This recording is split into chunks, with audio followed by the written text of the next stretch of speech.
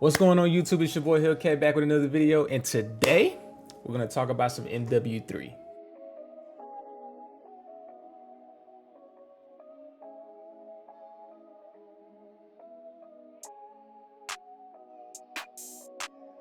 Now we're just gonna get into some pros and cons. Not too many cons for me personally. A lot of pros.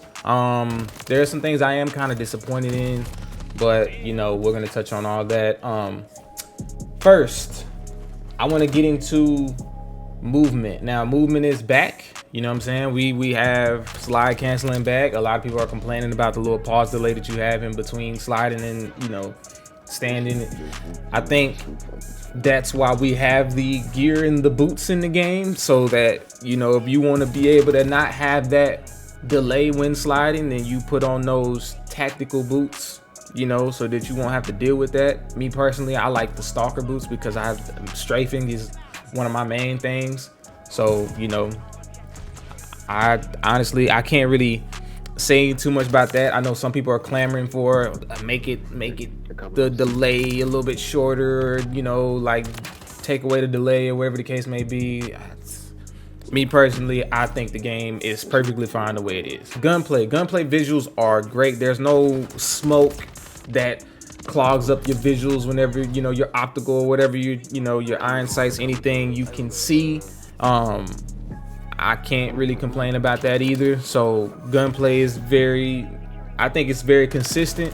I know right now people are complaining about the burst weapon and, you know, the TTK. I think before you mess with the TTK, maybe adjust some weapons. Like, I know LMGs, for some reason, they can wallbang anything, but they, you know, when it comes to damage, there's a lot of ARs that are killing, you know, LMGs, and unless your shots are perfect on point, you're probably gonna lose that gun battle between, you know, an LMG and an AR. So if anything, maybe just, you know, fluctuate the TTK. You know, if they got a percentage that they want to do, take down the TTK of maybe some of those burst ARs that are just completely killing everybody with just one burst.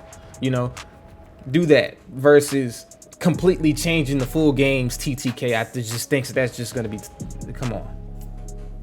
My biggest con for this game has to be the fact that it was DLC content. Like, it's completely integrated with Warzone 2.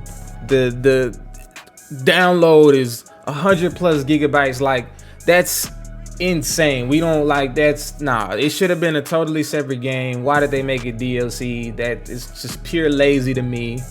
Just like the fact that we're playing on the same maps. I know people love these maps, and mind you, this is my opinion. This is my opinion. Like, it's how I feel about the game. So I understand people like Terminal, people like Rust, people like all those old maps, but I'm getting tired of playing these same maps. I'm sorry. I'm cool with seeing the developers try to develop a map. If it's not good, it's not good. You complain, you say, hey man, we need another map, or we need something different, or try to, you know, I don't want to play on the same maps every game. What am I paying for at this point? Like, I don't know. There's nothing different. Like, I'm still playing like, nah. Also, I've been seeing a lot of complaints about the Groot skin. The Groot skin is in the battle pass, people. It's literally in the battle pass. The battle pass is what, 10 bucks, I believe. You can have the same Groot skin. It's not a pay to win type of deal. Like, I can understand if it was like its own separate bundle, but the Groot skin is in the battle pass. They want people to just completely remove the skin out the game. Makes no sense to me, bro. If you don't like the skin or whatever, hey, you can't beat them, join them, put the skin on. Like, I don't understand, bro. Like, just, yeah, like, nah. I like the fact that they did allow people to keep their bundles and that everything transferred over. I was pissed about that with the first Warzone, because, you know, I paid for the initial Snoop Dogg skin in the initial Warzone 1, and then, you know, we get to Warzone 2 and then they make a whole nother Snoop Dogg skin, and it's like, nah bro, I already paid for that. Bring me back my skin I had initially, you know what I'm saying? So I don't agree with people on that. I agree. I love that fact that they was able to, cross everything over. Like I said, if you can't beat them, join them. War mode. I absolutely love war mode. I thoroughly enjoy war mode. The only thing that I would say, and it's not a bad thing, is add another map. That's it. That's literally it. I love war mode. I think it was a good integration into game, especially, a way to help level up weapons, even though it's gonna be a grind this year. It's obviously gonna be a grind.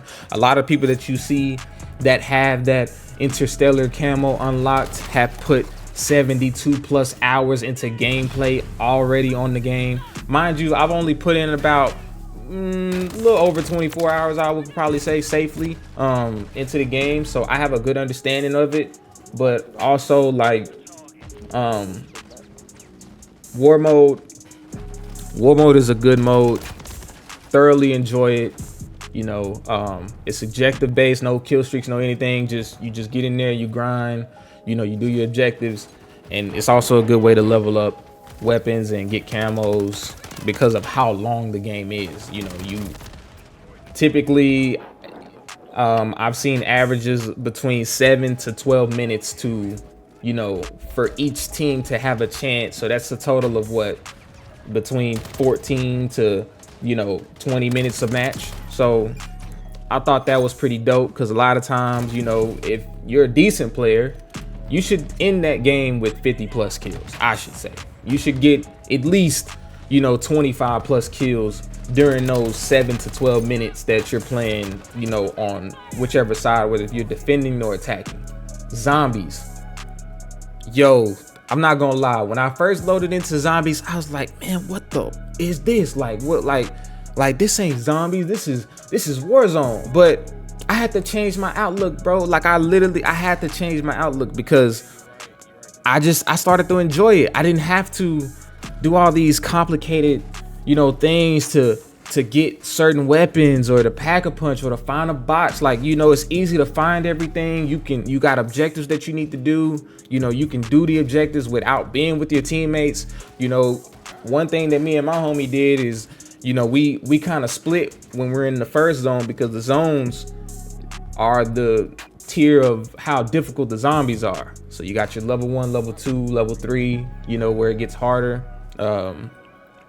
I'm currently working on all the act missions, so I haven't necessarily dug deep into level 3 to really see how hard it is. I've only been kind of like around level 2 and stuff like that. I'm going for that skin that you can get whenever you complete all the acts and stuff like that. So, but I love zombies. I actually enjoy it. It's a reliever, because of course we have skill-based matchmaking, right? We have skill-based matchmaking back. I don't think it's ever going away. I'm on the fence about skill-based matchmaking, because when it's me and my homie, when we play and we're both competitive players, I can have a good time, because he's good at the game, I'm good at the game, and we're in the lobbies to where we can work together to overcome those high skilled lobbies or whatever. But this is the problem. When I get into a match with my friends that are not as good as me, and one of my homeboys that put a nice amount of time into the game, they have a terrible time. They have a terrible time. They're getting killed left and right. Mind you, I'm at the top of the leaderboard with 30 plus kills, 3 point, 2 point, whatever KD, because I'm wrecking shop. But they're sitting at the bottom of the leaderboard with 9 kills and 20 something deaths, because they just, their skills ain't up to par, because they don't put in the amount of time that I put into the game. So I'm on the fence. Skill-based matchmaking is a good thing, because I'm a competitive person and I actually like to be in those competitive lobbies, and it's a grind. But it does suck for others that, if you are a good player and then you have to, deal with, I wouldn't say deal with, but if you are a good player and you have friends that are lesser, players, and you play with them, it's not going to be a good time for them. For you, yeah. For them, nah, they gonna hate that. But I think that with the other things that are in the game that you can do, like playing zombies and stuff like that, it's a good stress reliever. So what I would like to do to kind of like balance everything out, I'll probably play like an hour or two of multiplayer, you know, that grind where you're just in the sweaty lobbies and you're just going back and forth and this and this and that. And then, you know, switch over to zombies, man. Go play like cool lax, run around with the homies, you know what I'm saying? Have fun, shooting, doing, you know, like that DMZ. Like, you know, I like that. I think that was a good integration to kind of keep people from getting stressed out of these skill-based matchmaking lobbies. And I think instead of complaining about it, you know, adapt to it, enjoy it, because it's not going nowhere. At the end of the day, the casual gamer is what makes the game. I don't care what any of these YouTubers tell you, what they, oh, y'all watch us and we the ones who promote the game. No, casual people are the ones that pay the money to play this game and to have fun, and they want to get on and just play casually and stuff like that. People who are sweats and grind the game and stuff like that, you're doing everything to unlock everything, to grab everything. You're putting in countless amount of hours. There's nothing that you're providing for Call of Duty. There's nothing like that. Nah. In order to keep, as a company, in order to keep this player base, skill-based matchmaking has to stay in the game. It has to.